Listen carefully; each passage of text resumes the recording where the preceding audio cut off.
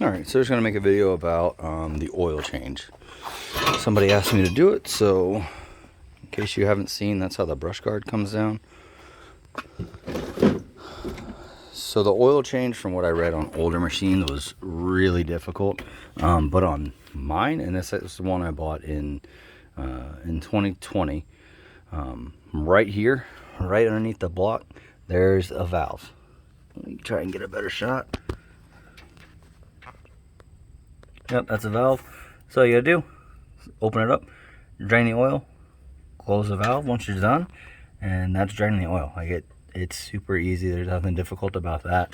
And then, so I meant to do a video of the whole 50-hour service, but it wasn't difficult. The kit came with the spark plugs, the oil filters.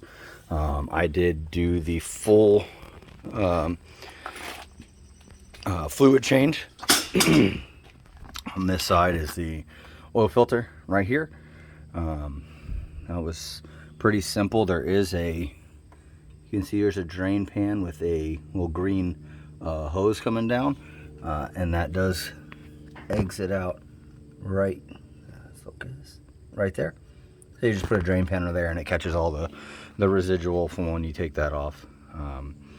The fuel filter came with the kit as well. Has these stupid like trim fasteners, like automotive trim fasteners, but just 2 lines. You just push the little black piece in, pop the lines out, change the fuel filter. It does have indicated flow,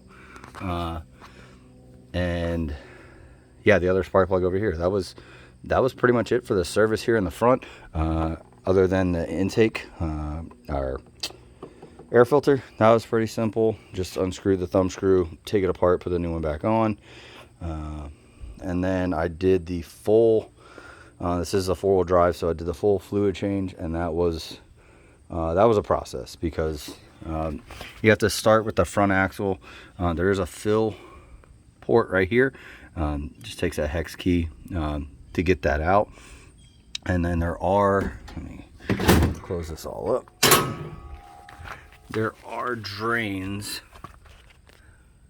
under this steering wheel and under this wheel. I see the nut down there in the bottom. That's a drain as well. So you do have to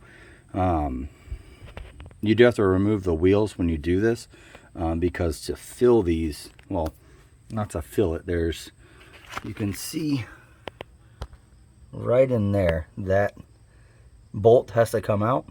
So that's basically to let it fill completely. Once that overflows there, you put the bolt in, and you stop filling it from that fill screw that was here. But I did have to, I jacked this up, took the wheels off, made sure to drain all the way, let the axle tilt and drain out of both sides, and then put the plugs in, and then you have to drain the rear, which you just drain from the filter, which I don't know if I can get a shot of that. There it is. Yeah, so that's your filter right there. It was on incredibly tight from the dealer, but I took the mower deck off before I did all this. That made this change a lot easier. I couldn't imagine doing it with the deck on. But that was the drain, just for the rear, was just draining out of the filter.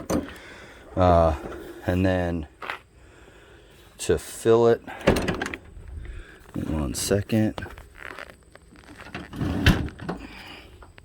And then this is the fill for it. This dipstick is a pain in the ass, but if you don't read your owner's manual, you check the oil level with that unscrewed.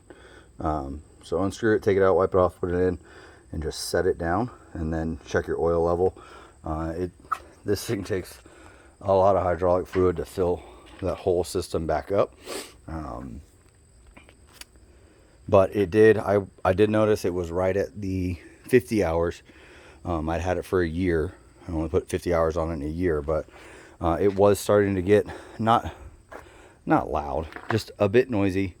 When I was driving it, you could hear the whine. It was becoming more noticeable, but not unbearable or anything. And the new fluid definitely quieted that right down. Other than that, the service was pretty simple. No, changing the engine oil was the easiest part of it. And the dipstick, the C for that is right here. So nothing difficult about doing the oil change. The fluid change in the axles it's a bit of a bitch. As long as it really didn't take very long though. It was just tedious having to take the wheels off and jack up the tractor and stuff like that. Yeah, that's pretty much it on the oil change. For anyone who's just genuinely curious, had the mower for a year now, mowing about 5 acres of grass. It does well, still does really well, cuts good.